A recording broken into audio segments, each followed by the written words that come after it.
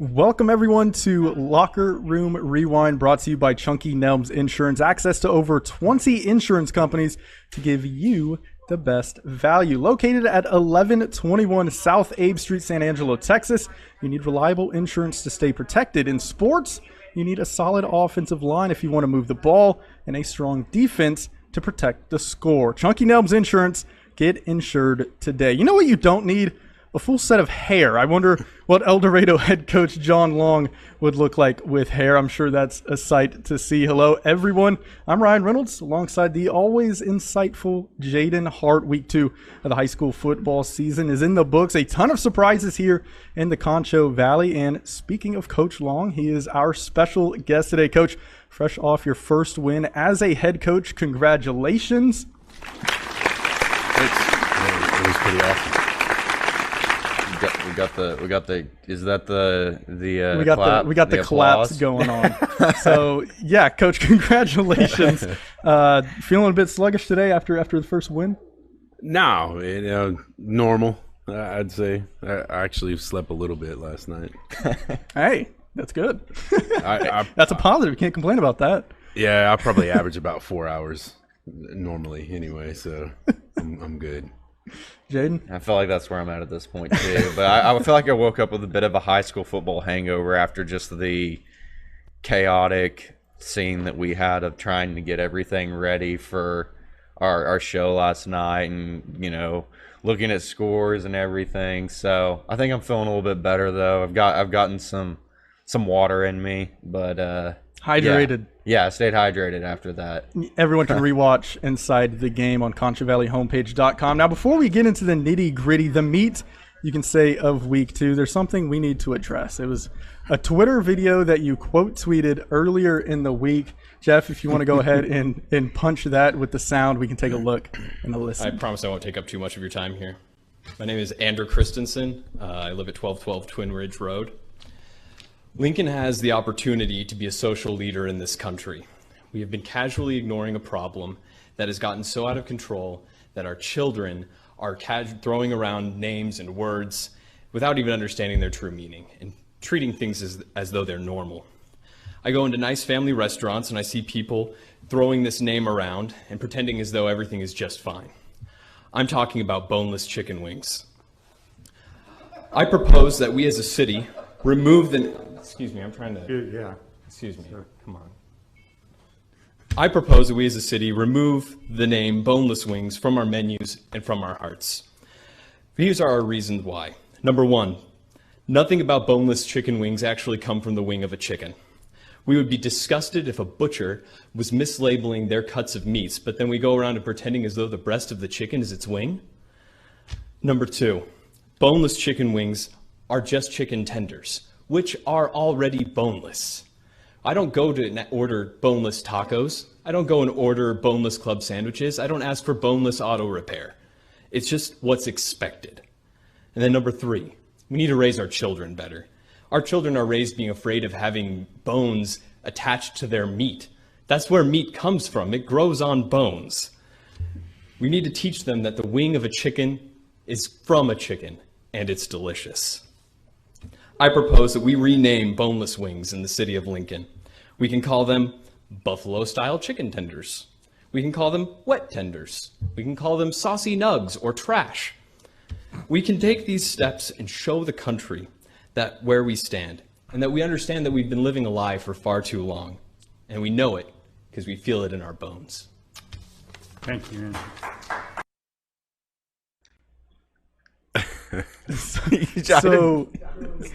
So you quote tweet that. He makes some really great points about the saucy nugs, and I come across it on Twitter. Coach, yeah, there has to be a story behind that, right? Yeah. Well, first off, that's a hill I'm willing to die on. I mean, let's be real. It's chicken tenders or nuggets or something. It ain't. There's no bones. There's no wings. So I'm a food guy, if you can't tell. I think all three of us are foodies. Yeah, the story goes, we were on a scouting trip at another place I worked, and we had a defensive line coach that ordered some boneless wings after all these, manly orders of hot and, atomic and, burn your lips off kind of hot wings, and drums. I want all drums. I want all wings, whatever it might have been. And he's the last one. He goes, I just wanted some boneless wings and mild, please. And we were like, what? So we kind of gave him a hard time for that. So he's one of the guys that I tweeted that at. So, Make sure he gets the tag. I guess I'm gonna have to watch my social media time a little bit. That's gonna get brought up. Yeah, I looked at that guy's Twitter account. He's got a whole campaign that he's got trying to get it on a ballot, and then someone's like, we don't even know what we're trying to do other than just get it called something other than wings. Yeah. So it's pretty funny. Yeah. I thought it was kind of, nice just to change up some things too, because the world's kind of crazy right now and needed a good laugh. That's what I felt like I was going to see. Whenever I saw it, I was like, oh no, what did John Long just retweet out? And then looked at it and ended up being pleasantly surprised. No, yeah, the shock factor definitely got me. I guess we can't have this conversation without us actually asking you, though, what your favorite chicken place is and what your, favorite wing is. Man, I like all kinds of spice, so I do like lemon pepper, especially at Can never go wrong. Wingstop, things like that. I mix it up. I really, believe it or not, I really don't eat that much anymore. So I'm like a 3 or 4 wing kind of guy, actually. So, Whoa! Yeah, I know. Whoa! I had a little stomach surgery a few years ago, so yeah. So it's maybe I should heed that warning. Yeah, because get about 25 in me or something. Oh yeah. Now there was a time. Yeah. No doubt. Yeah.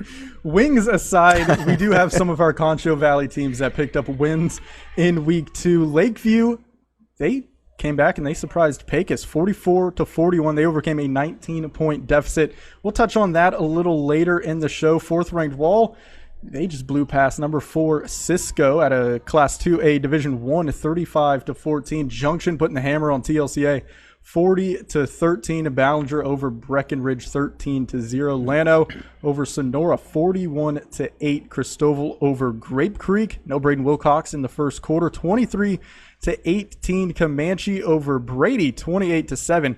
Comfort maybe surprising Mason a bit. It's their problem in Puncherland, 30-6. Comfort over Mason. Number 5 Wink 35-19 over Ozona. Your El Dorado Eagles coach 51-19 over Winters. Congrats again, Cahoma blanking Miles 49-0. McCamey over Menard 56-6. Number 4 Sterling City over May, and what was a shootout. Number 7 May, that is 44-40. Braun over Panther Creek. A bit surprising us. I know we picked Panther Creek in our preview cast. Bronx going to be better this year. It's Panther Creek, but Bronx not going to be the worst team in that district. 53-6. Look at that. Erie County over Robert Lee, 67-8. Number 8 Leakey over Eden. Lakey, 64-14, and very best over Zephyr. I had to make that a point because I kept saying Leakey in the other podcast. 42-32, very best. They pick up their first win, obviously, in their season opener. And the number 6 Blackwell over Meadow, 62. Looks like I just 14. Forgot to put I put an M and just forgot the rest of Meadow whenever I put that sheet together last night. But it was at about 1:45. It's late nights. A lot of hard work goes into this, and he says it. These Saturday shows are simulcasted across the Facebook pages, KLST, KSAN, also on ConchoValleyHomepage.com for you guys tuning in to the podcast. And you want to watch the show, you can tune in at 2 o'clock on those outlets. Coach, you guys defeat Winters. I want to focus on that game for a bit. 51-19. You guys now 1-1 on the year. We already said it was your first win as a head coach.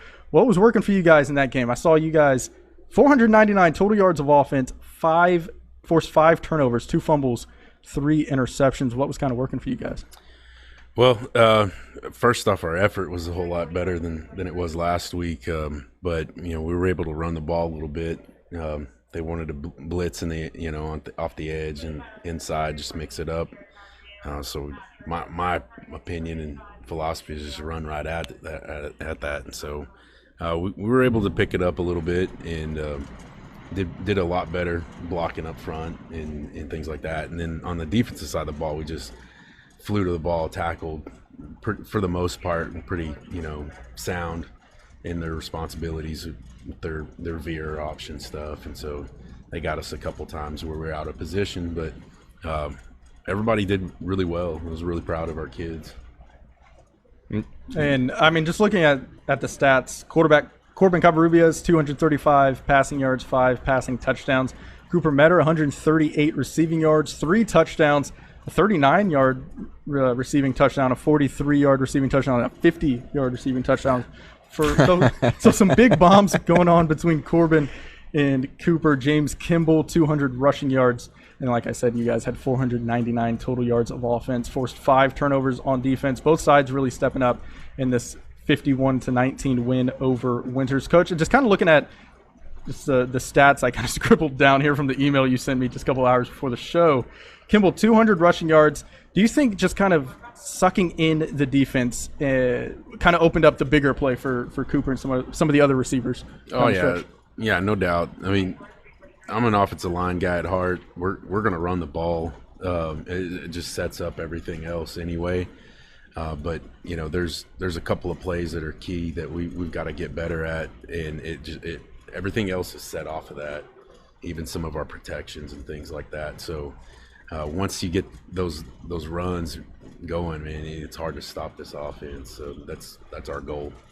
Yeah, and I guess, talking a little bit with the offense still, but, Corbin, just the plays that we got, that last one, he's rolling out and just heaves it up, and Cooper's there to get it. And they talked about their connection.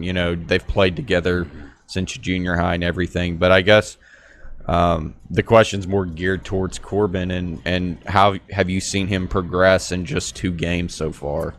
His understanding of the offense is getting better. We've got to work a lot of fundamentals still, because he can freelance. He's an athlete that can make things happen, but we're trying to keep him a little bit more disciplined, just for my heart and ticker. But he's got to understand that those big chunks aren't always going to be there. So to work the offense and improvise when you need to. So, but he's a heck of an athlete, and he's getting better as a quarterback. But mostly fundamentals, footwork, elbow up, those kinds of things. Cooper and Corbin, the playmakers, known playmakers, they stepped up. Was there anyone that just kind of surprised you last night? Well, I felt like James Kimball could have a good night, and I felt like if we just blocked up front that. He's got some speed. He'll stick his nose in there, and everything. And so it wasn't really a surprise. I was just, happy that it worked out, for him and for our team. But, on defense, switched on you. But on defense, we kind of shuffled the deck a little bit. So there were some question marks, there. And those kids stepped up really well.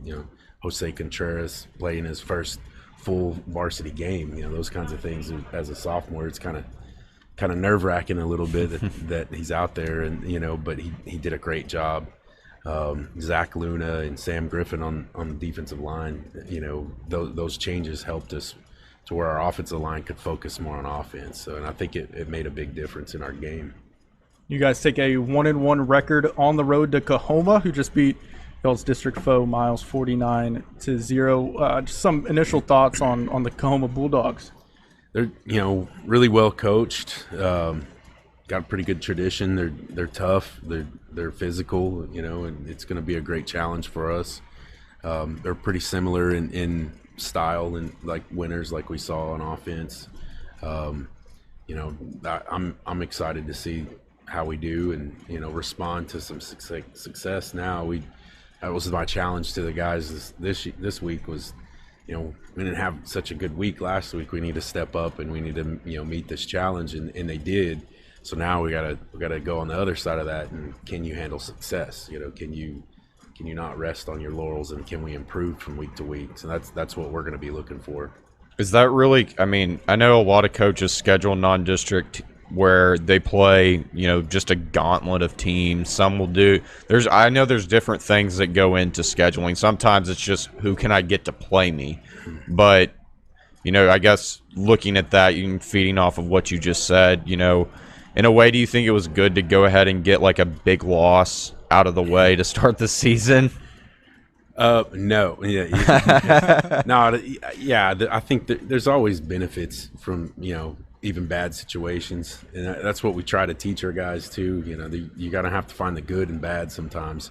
But for me, I got to see what we're dealing with, what we need to improve on, and maybe it was good for some of our kids. I don't really know if that it was like something that happened from that, but I think you can learn from it, and that's why you play a non-district schedule, to find your team and what you need to improve on, and what works, what doesn't, what kid is out of position, and we need to move him and things like that. So I've joked with friends, buddy, other coaches, is like, I think we got the SEC East in non-district, but I welcome the challenge. I think our kids are up for the challenge, and it's going to prepare us. So that's what you do it for. So you guys opened the season against San Saba last week, a good measuring stick for you guys, especially coming in as the new head coach of this program. What may or may not be an unreliable measuring stick, and we talk about it a lot here on the show, but the Dave Campbell's computer predictions, Spread. Yeah, the spread. They have Coahoma favored by 6 points, and I know you don't really pay attention to predictions or any of that, but doesn't that just kind of fire you up? I mean, not me personally. I hopefully our kids will get fired up over that, but it's just hard to answer that question, I guess. It's kind of loaded, I guess, but no. I don't look at those things. I'm an awful gambler. I can't spreads. Like I'm really not very good at math, and anything like that. So like it's kind of lost on me. But no, we're gonna do what we do. We're gonna try and get better at what we do and fix the things that we did wrong, and play tough, hard-nosed football. But to me, it doesn't matter who you play. We're gonna give them our best. That game on the road, El Dorado at Coahoma Bulldog Stadium, Friday at 7:30 p.m. Transitioning over to a game that you were at last night, Jaden, 4th-ranked Wall, in what was a very anticipated showdown against Class 2A Division I. Number 4, Cisco, is actually one of the top games in the state. Wall defeating Cisco 35-14. What was a tale of two halves for the Hawks? Yeah, I was a little worried about Wall in the first half. Coach Guy said that at practice, you have to win the turnover battle to win this game. And on Wall's first drive, they, after a 4-and-out, they get down there, start driving it, and Drew Morrison fumbled, and then Cisco bounced on it and scored a touchdown. And Wall would come back down and answer, and it was one of those deals where Wall still looked like they were able to move the ball in the first half. They just weren't able to punch it into the end zone. And then in the second half, that was the vintage Wall Hawk team that everyone has, grown to either love or hate or just know in the state of Texas. A big offensive line, and they used them. They ran right behind them and picked up 4 unanswered touchdowns. Their defense held Cisco scoreless, and that looked like the team that many people are expecting Wall to be this season. I think in the first half, they needed to have that first bit of playing a team that is going to be able to give them competition, because Cisco is no doubt a good football team, and that quarterback that they've got, Hunter Long, is just a sophomore, and just give him some time. He's already putting up numbers and looking impressive. They're going to have 2 more years of this after this year, so there's no telling what Cisco will be, and I don't think that Cisco is going to take a step back in any way.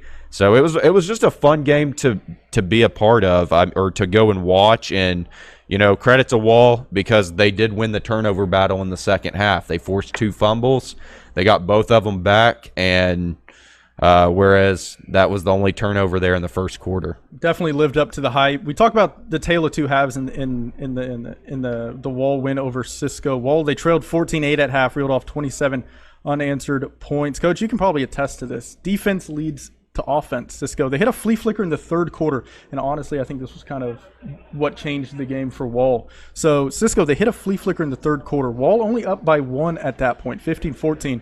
They force a fumble after that flea flicker. They recover it, leads to 3 straight touchdowns, and that's the ball game. Wall, they finished with 379 yards on the ground compared to Cisco's 206. What a great game.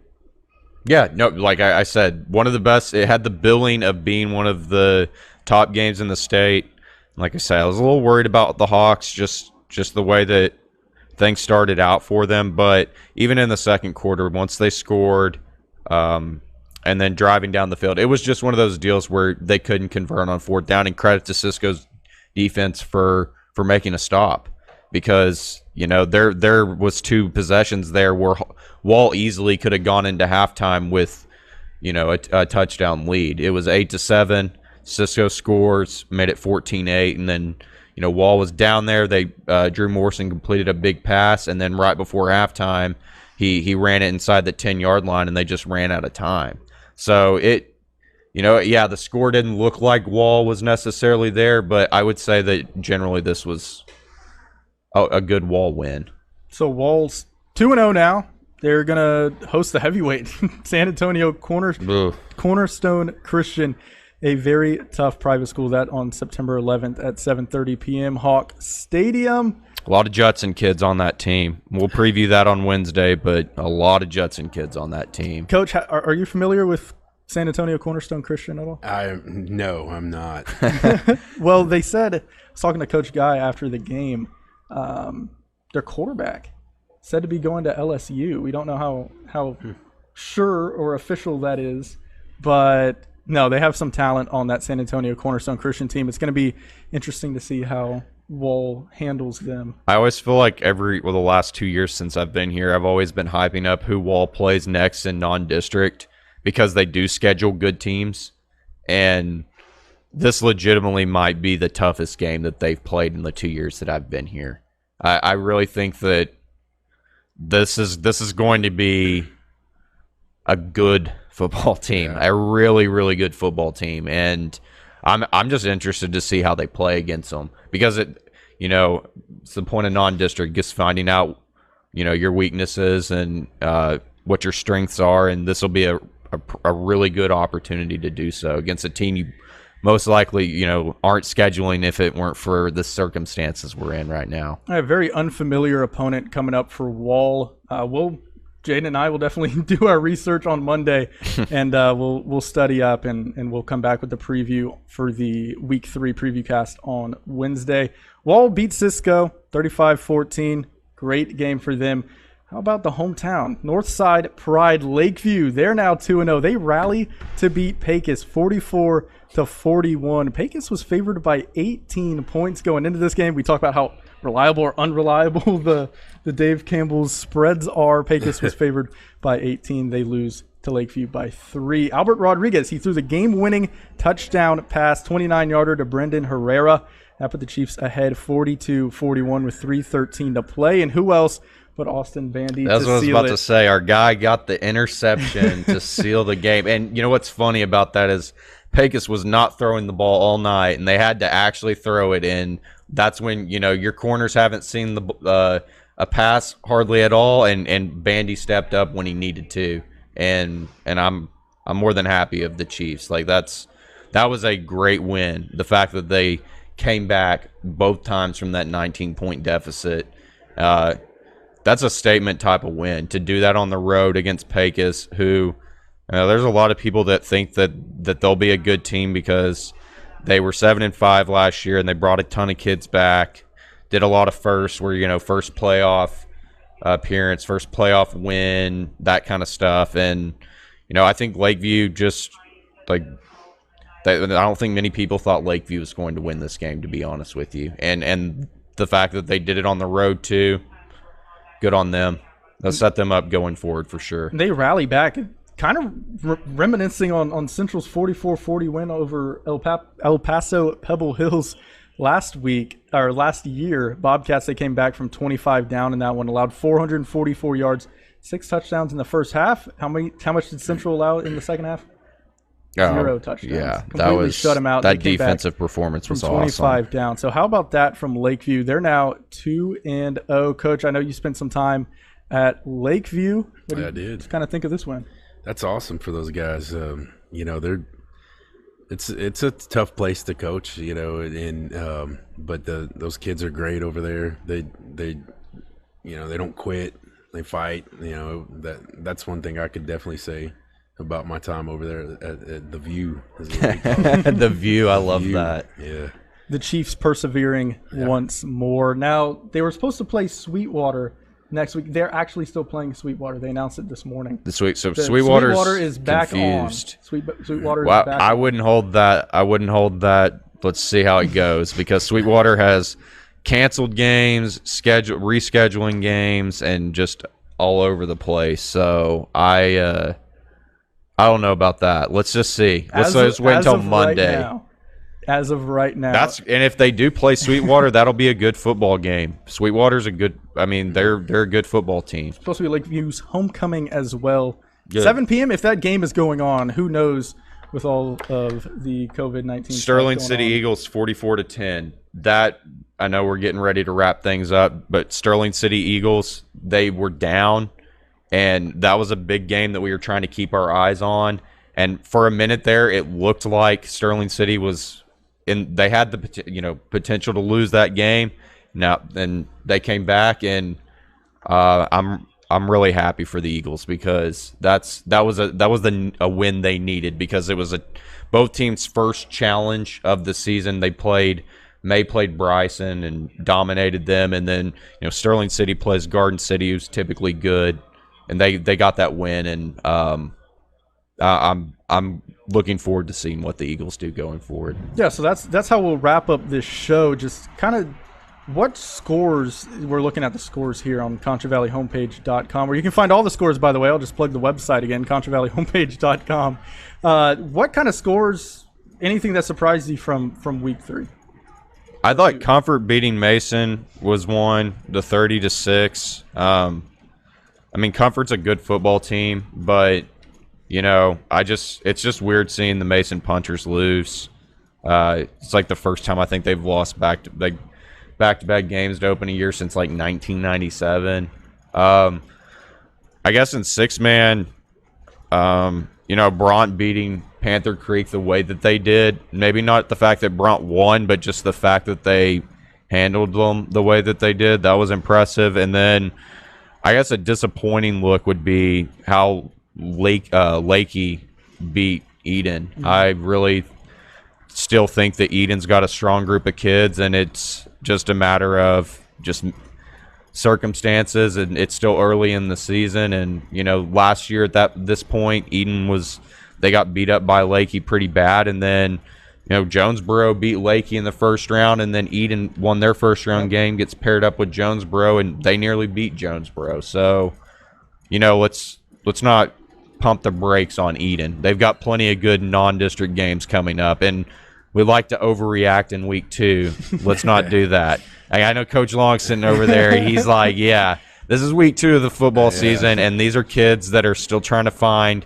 You might have a kid on your team that you don't even know, or I'm not going to say not even know, but might just step up. Like week 3 or 4 comes around, and they just surprise you. Just get comfortable. It happens every year, you got to remember they're 15, 16, 17-year-old kids, and so they've got a lot going on, and with their school, and then on top of all this other craziness going on with Corona, and I don't know if I'd have handled it very well either if I was in their shoes. But they're, to their credit, they're going to fight you, and so they're going to keep going. So, and I agree with you, Jaden. Sterling City's 4-point win over May. We talked about it on the preview cast last Wednesday. If you're listening on the podcast feed, you can go back and check that out. We knew it was going to be a really good game between the two. It's an opponent that Sterling City is not really familiar with. We had the size versus speed conversation. It looks from the scoreboard that speed prevailed. Speed won. Speed answers the won. question, but I mean, hey, sometimes I'm just saying the size will win every now and then in 6-man. I don't know. That's an argument that I feel like we need to go to someone more in tune. Yeah, someone that's been around the 6-man game instead of me that's been around for maybe just like 3.5 years. You know, not me, not you. I've been to 2 6-man games my whole life, and it was when I was in college, and we refereed those games, and I'm a big fat lineman, and that's a lot of running. There was tons of running. I said no more. You got to be in shape for that. No mas. No, that's a good win for Trey Cisco and his squad out in Sterling City. I thought the comfort one, like you said, was surprising. You know, you just look at Mason, you expect them to be able to put up more than 6 points. Yep. And then Lakey Eden, same for them. The firepower that they have on offense, you expect them to get more than 2 scores in a 6-man game. So we've got 5 Concho Valley teams that are still undefeated. Or let me rephrase that. We've got 7 that are still undefeated. We got 5 that are 2-0. Lakeview, Wall, Ballinger, Cisco, and Erie County. And then Paint Rock and Very Best are 1-0. They just have had COVID-related problems, as we called it earlier. Kind of just going to stick with the theme, but yeah, Paint Rock will have two weeks of sitting out, and Very Best played their first game last night against Zephyr. So that again was a surprising win, I thought, for them. I know before we went on, Coach, we kind of talked about score watching.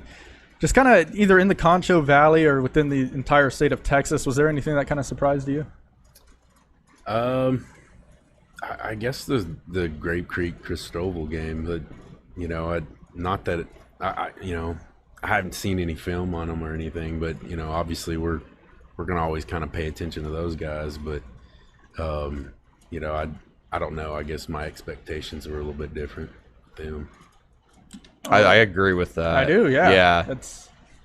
To be honest, and it's not a knock, and never a knock on any of these kids, because they're high school kids. It's like you said, they're 15, 16, 17-year-olds, and they're learning. There's a lot of stuff that goes on, but I legitimately thought that Christoval would go into that game and beat Grape Creek, probably pretty much like how you guys beat Winners last night, where it's about a 30, 40 point spread, so to speak.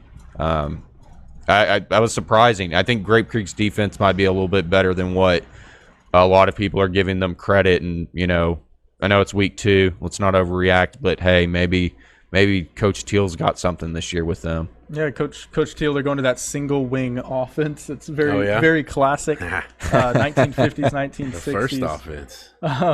They put up 18 on Christoval. Very, very close win for the Cougars. I know I was at TLCA Junction when you sent me a screenshot of that halftime score. It was 10-7, Grape Creek in front, and I'm pretty sure I just replied in all caps, "What?" Yeah. I mean, it's just so surprising. You just don't expect it. But no, that's week 2 in the books, Coach. We really appreciate you making that drive down from El Dorado to join us. It's always great seeing you, always great talking to you, very knowledgeable. The wise John Long. The wise John Long. You guys, taking on Coahoma next week. Should be a good one out at Bulldog Stadium. Again, that kickoff Friday, 7:30 p.m. If you can make it out there, go ahead and make it out there. Week 3, just kind of looking at the games. I think, Jaden, do you have a list in front of you of the games?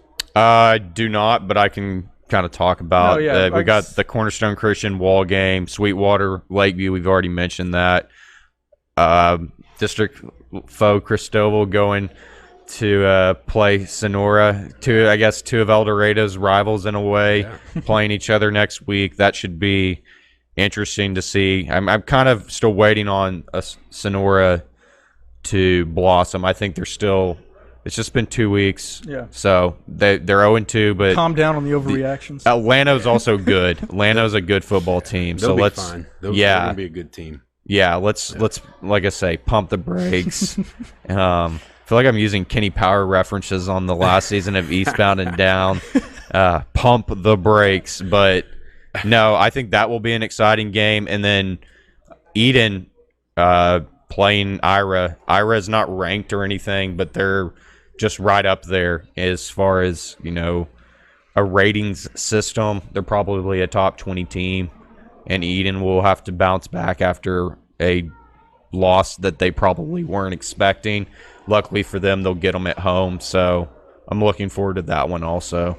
And then we'll see if the punchers out in Mason can quickly correct what's going on out there. They're taking on 7th-ranked San Sabas, so that should be a good one. Yeah, we'll see. We'll see. Week 2 of the high school football season in the books. Thank you, everyone, for joining us on Locker Room Rewind. You can, hey, if you like listening to us talk, you can go through the rest of the podcast feed for Locker Room Rewind and listen to our Week 1 reaction, Week 2 preview, and now here is the Week 2 reaction. Thank you, everyone. We'll be back next Wednesday for the Week 3 preview, and then you can tune in again for the Week 3 reaction. I think we're kind of talking about having FCA's Brett Lang join us for that one. I think, he's all over the place with the Concho Valley. He sees all these teams.